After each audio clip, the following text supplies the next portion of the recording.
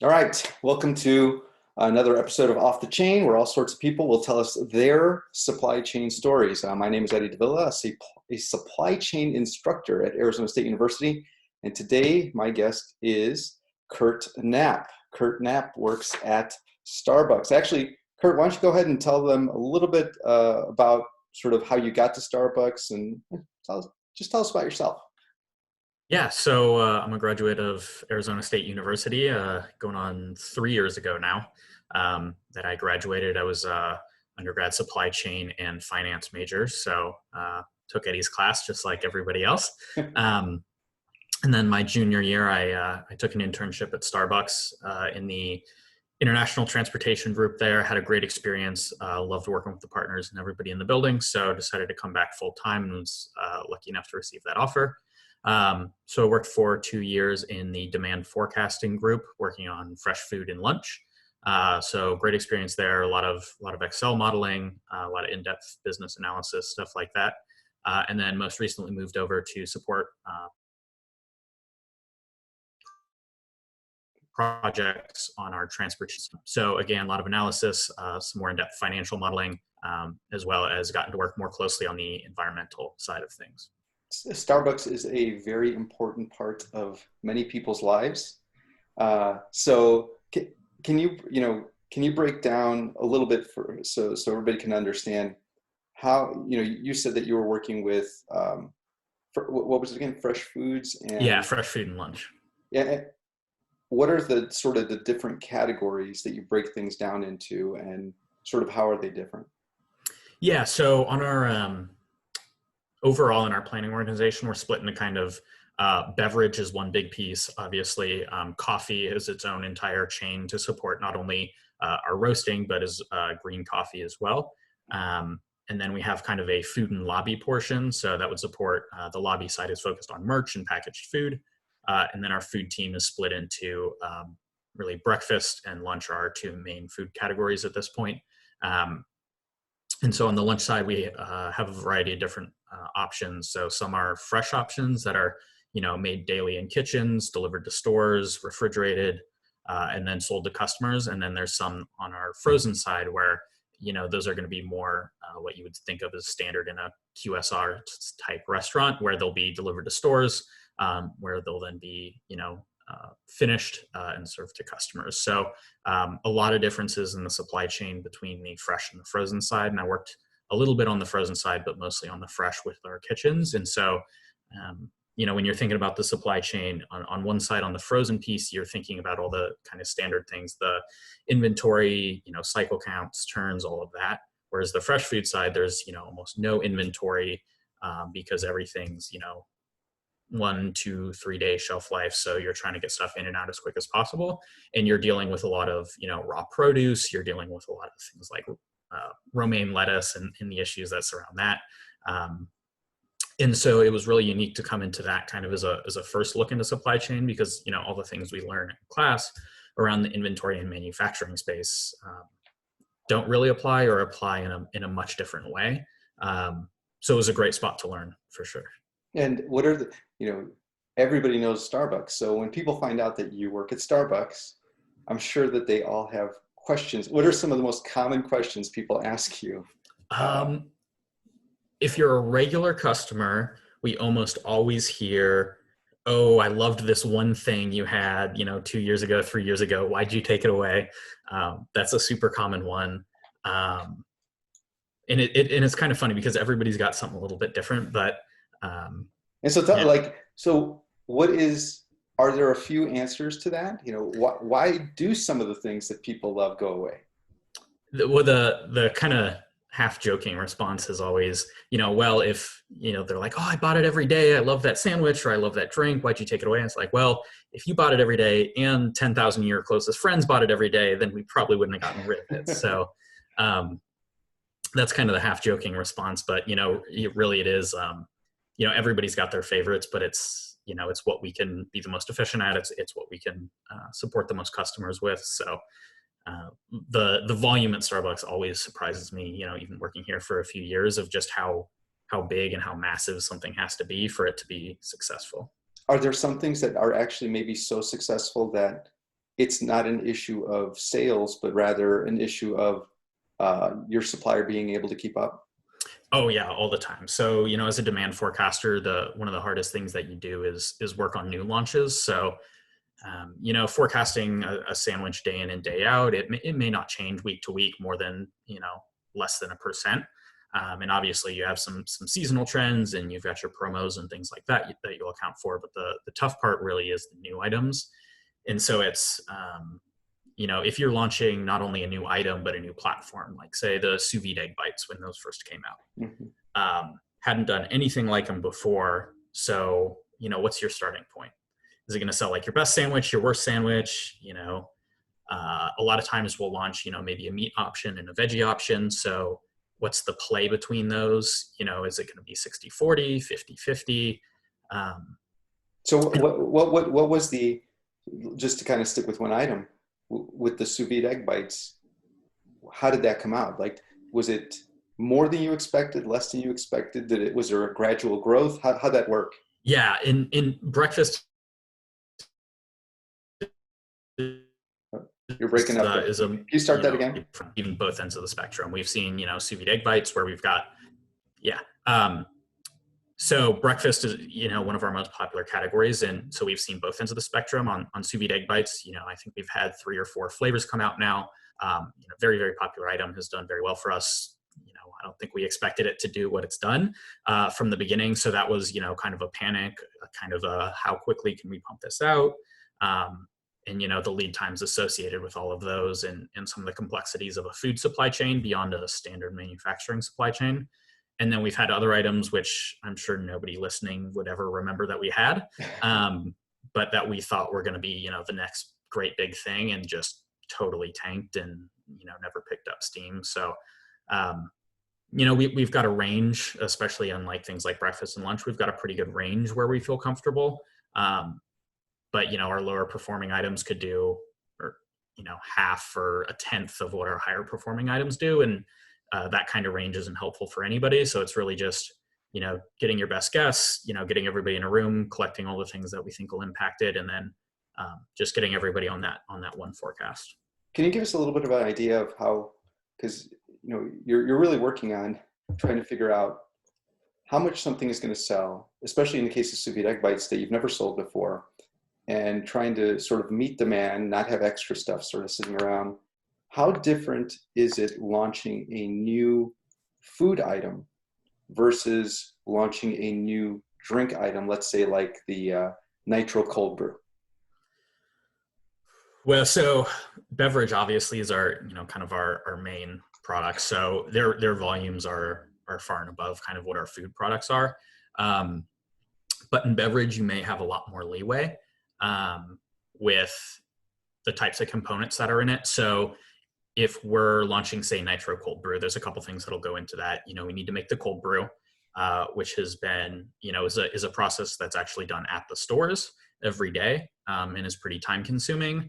There's the equipment that you need for the nitro. And then, we may be promoting a vanilla sweet cream nitro cold brew that could have that component. So the vanilla, in that case, we're probably not going to run out of.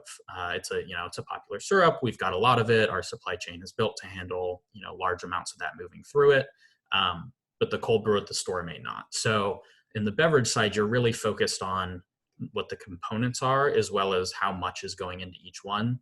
For example, pumpkin spice cold brew this year, did really, really well for us. But the pumpkin spice component of it is, on a volume scale, really pretty small. So fluctuations in that don't have as much impact on that as they do on the cold brew piece, which makes up 90% of the drink. Where on a food item, everything is in eaches. It's 1 for 1 for 1. So if your customers start over consuming on a food item, that's depending on components and scale and all that, that can be a much quicker issue for you to see.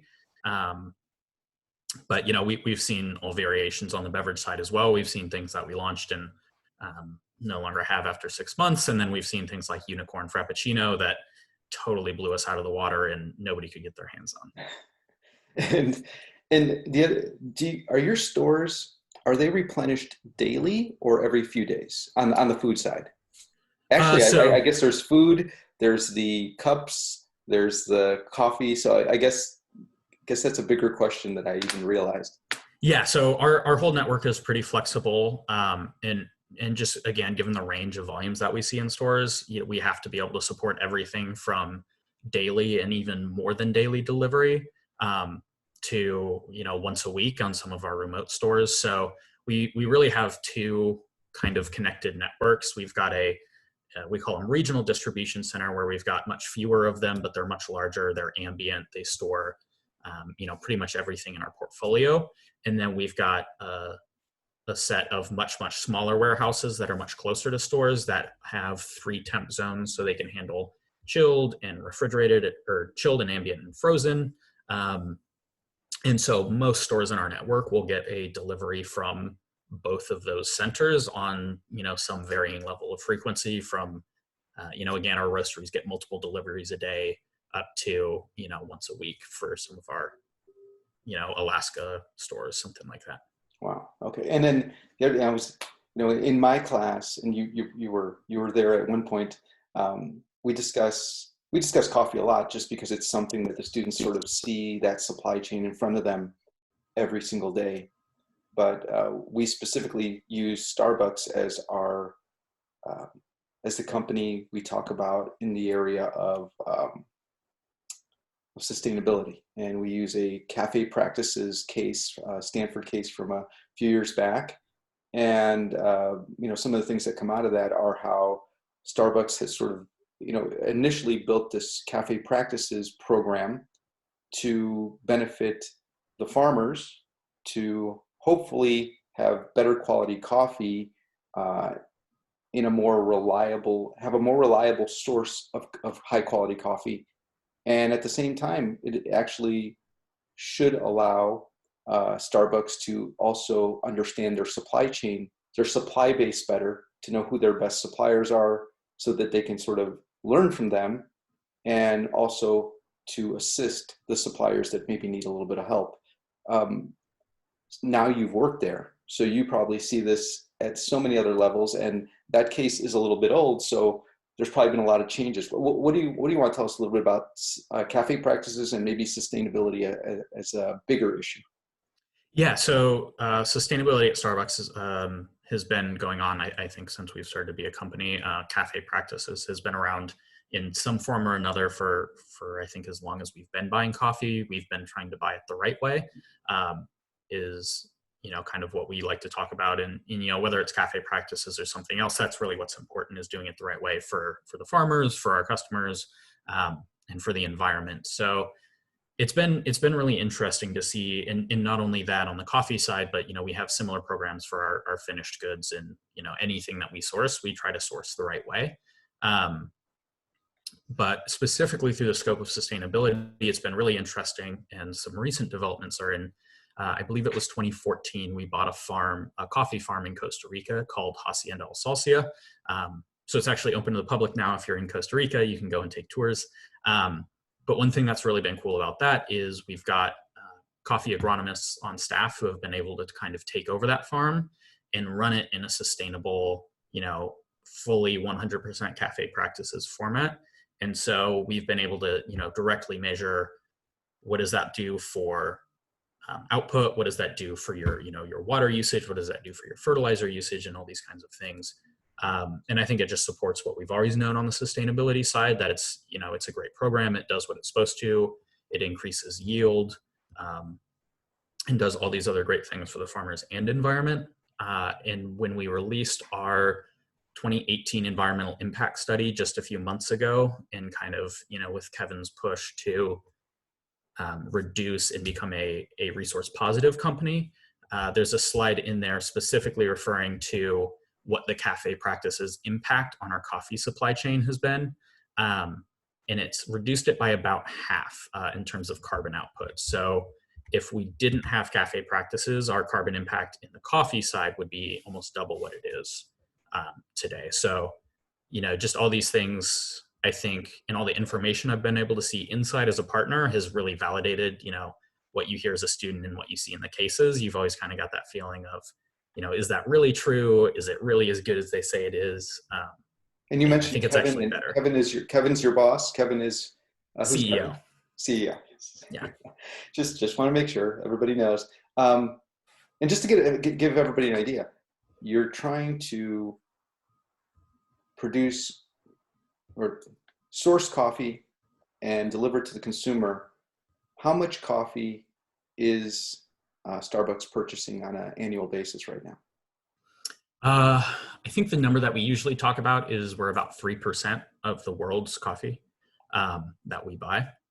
And about how, just to give us an idea, how is that tens of millions of pounds, hundreds of millions of pounds?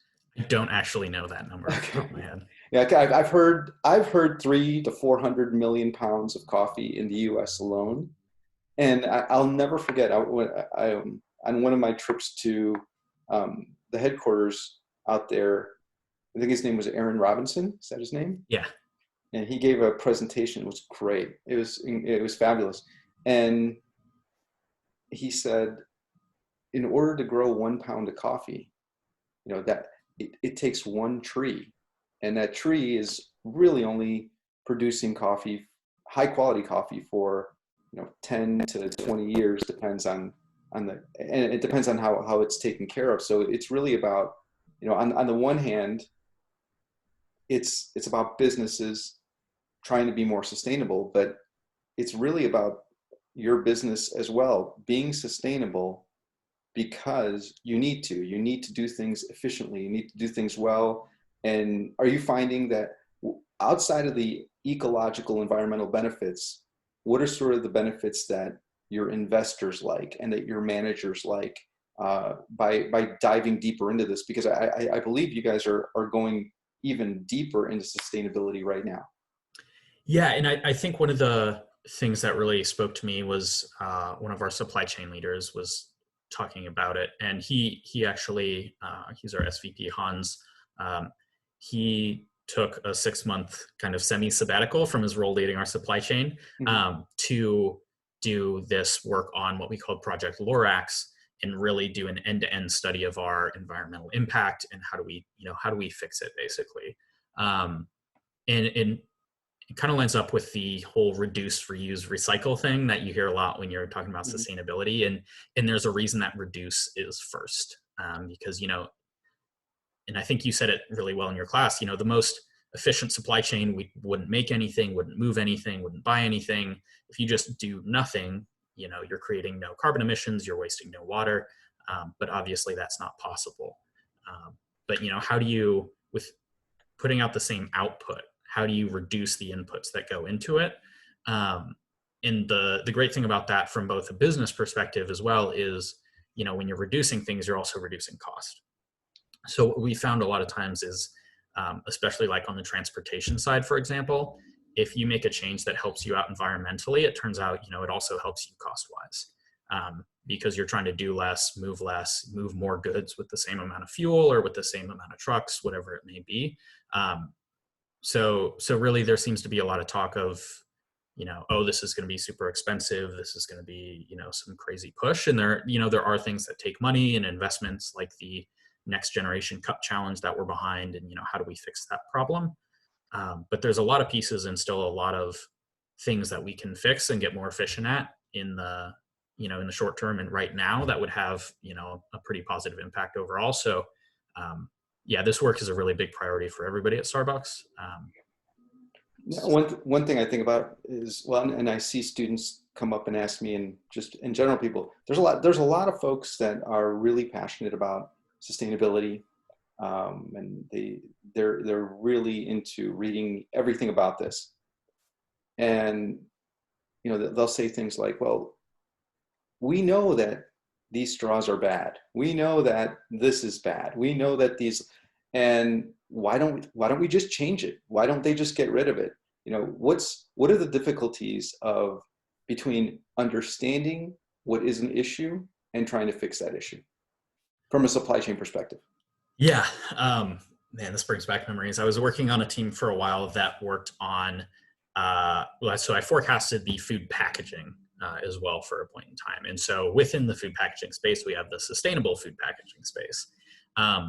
And so, those are the meetings where we're talking about things like getting rid of straws and changing to compostable cutlery and even in some places bamboo cutlery and things like that. And in the US, it's really, really hard for a lot of reasons. But local governments and kind of, the how different, one state or even one county can be from another. If one county somewhere passes a law, we have to know about it because there's probably a Starbucks there. And they may say you're required to do this thing, and the county next door may require us to do compostable instead of recyclable, or so on and so forth. And with compostability, it's also a really big issue, and we talk about it in our environmental impact report because there are materials out there that can be composted industrially, but there are not a lot of local and regional composting facilities. So when you think about the amount of houses in the US, everybody gets trash picked up almost. Everybody for the most part can get recycling picked up. There's not a lot of places where compost can be picked up. That there's the infrastructure behind it to really handle that in the way that it should be handled. So state and local governments are huge part of especially in the US, because they're the ones who really handle the waste from a back end side. So there's quite a few different issues that you're trying to address there. That they include, you're trying to manage a global supply chain, and yet that global supply chain has to be managed at the local level. And then on top of that, even if you create a local solution, it's not to say that that local solution will actually be sustainable, because now you have process issues that you are not in control of. Yeah. So, I mean, in that we had, 20, 30 partners meeting every week on this. And we would be talking about solutions for 2 or 3 stores in some of these scenarios. So, that's really the level that you have to get down to when you're a company of this size of, we've got all these people working on cups and lids and straws. And another one that comes up a lot with the straw conversation is the ADA piece of, some people require a straw to drink. And so, if straws are outlawed, how do we still meet one customer's need of having something to drink while still meeting the laws of, whatever state or county that store is in? So we would have our ADA advocates, we would have legal in the room, we would have finance in the room, we would have supply chain, we would have, packaging engineers. So it really does take all those people to create a solution that could be relevant for a really small number of stores. And when this happens right, I'm sure you've been on some projects where this is sort of not so easy, and you've been on some that have worked out well. If you look back, what are some of the differences between running a successful, sustainable project and one that maybe was, to a certain degree, doomed from the start? I think a lot of it comes down to really the expertise of the people in the room, because you have to not only know your space incredibly well, but you have to be able to know the company incredibly well and how everything works inside, because it's almost becomes an entirely separate business inside of Starbucks, because we're built to do things at scale, we're built to do things on this huge level, and then we come along with our 1-2 store things. How do we do almost everything that you need to get done on that smaller level, and what things can we move faster on? A lot of these things a lot of laws may go into effect more quickly than we would, normally move on a new product. So how do we, skip steps that we can because we're smaller? How do you navigate through that? So you really need an experienced team, and it's great that there's a lot of passionate people in sustainability, because that makes it a lot easier to kind of get those teams together. But I would say just, in everything in a large business like this, it's just so much more complicated, because nothing is, kind of working as it was intended to. You have to do everything from scratch. And, part of that is just because this is such a new process for a lot of people, and for a lot of companies of how do we handle this? A lot of that infrastructure is still getting built up. A lot of suppliers are still building up capacity and things like that. So it'll get better, but right now it's such a new process for everyone that there's a lot of learning involved. And we have so many students now that are into sustainability, whether it's just a passion that they have or it's a major that they're taking on. I think a lot of them dream of coming into companies and sort of cleaning them up, making them better, making them more efficient. What are some of the recommendations you have to folks to sort of say, you know, if you're going to do this, here's some things you might want to have in your toolbox, and then here's maybe some of the things you need to be thinking about when you get put on some of these projects, and maybe even how do you get a position like that? Yeah.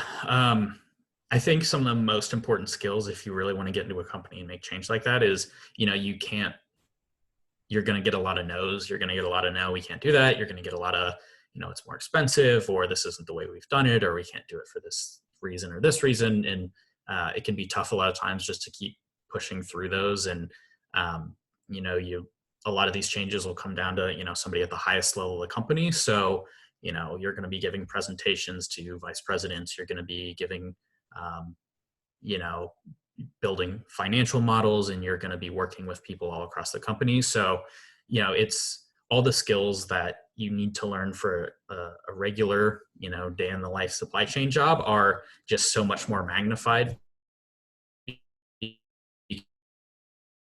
because again, this is all new. You really have to break through a lot of those barriers for it. I would say a lot of it most likely is going to be company culture of, you know, how willing are people to change, how normal is change at your company. I think we like to think that we're very change focused at Starbucks. So there's a lot of processes around change and how do we, you know, get new stuff out there. So that's been super helpful.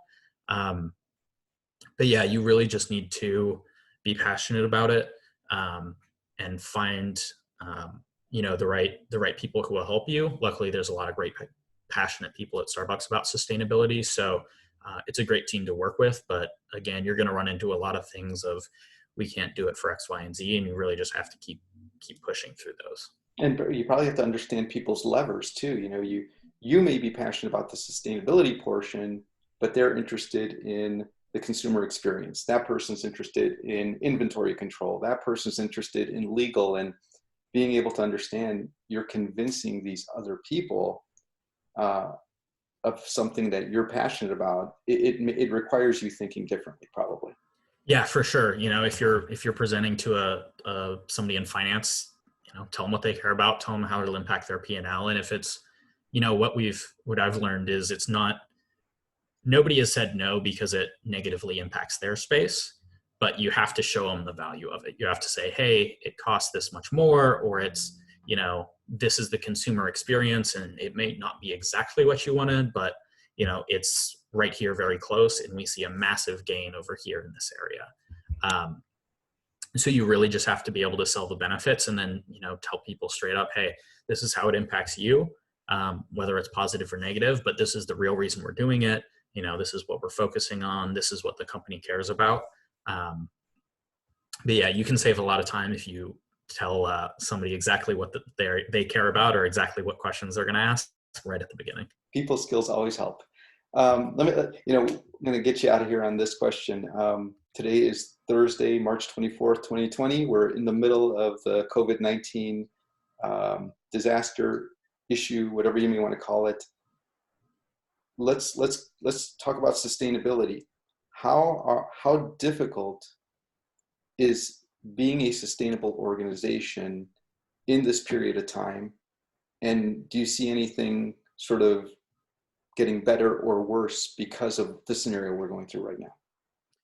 So something that I've been, you know, really impressed by is I think obviously in this time, sustainability is tougher than ever. We've got, you know, massive fluctuations in demand. You've got, you know, foot traffic down everywhere, but you know, you've got grocery store traffic up. And so even in a normal time, that would be putting stresses on the business. But, you know, given what we're going through, it's a lot tougher to work through. But I've been, you know, really impressed and amazed by the work that has been going on to make sure that our food donation program, that we have in, you know, thousands of stores across the US, that if the stores are open, that they're still able to donate any leftover food at the end of the day.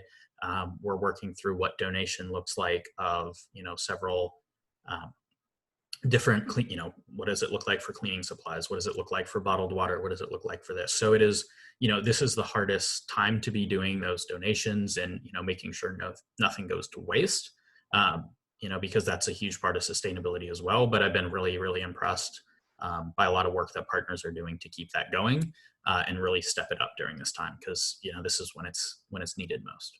And interestingly, even those, the giveaway programs of having extra, figuring out where it's going to go and figuring out how to get there, that's its own supply chain. And that's got to be, that somebody has to put that together as well. Yeah, people, and it always kind of makes me laugh because, I was one of these people and, everybody said, oh, just donate your food at the end of the day. Like it's an easy thing to do. Like, oh yeah, there's hungry people and we'll just give them the food. But it's such a complex process. And again, for thousands of stores, across the US, it required, many, many different partner companies and partner nonprofits and, a massive supply chain effort to kind of put this together. So, donations can be like a really hard thing to do through a system that's built to sell things and, get things to your stores. And so, yeah, it's never easy. And there's a lot more that goes into it than you always see from the outside. But, everybody working at Starbucks feels the exact same way, people do when they care about the environment, when they say we should donate these things, our store partners feel the same way as well. All right. Well, thank you so much. You did a great job, and hopefully things will get better. And we'll see you back on campus at ASU, recruiting our students and talking in our classes and giving us projects and doing all those things that Starbucks and ASU do together. Yeah, looking forward to being back on campus whenever possible. All right, Kurt, thanks so much. Yeah, thank you.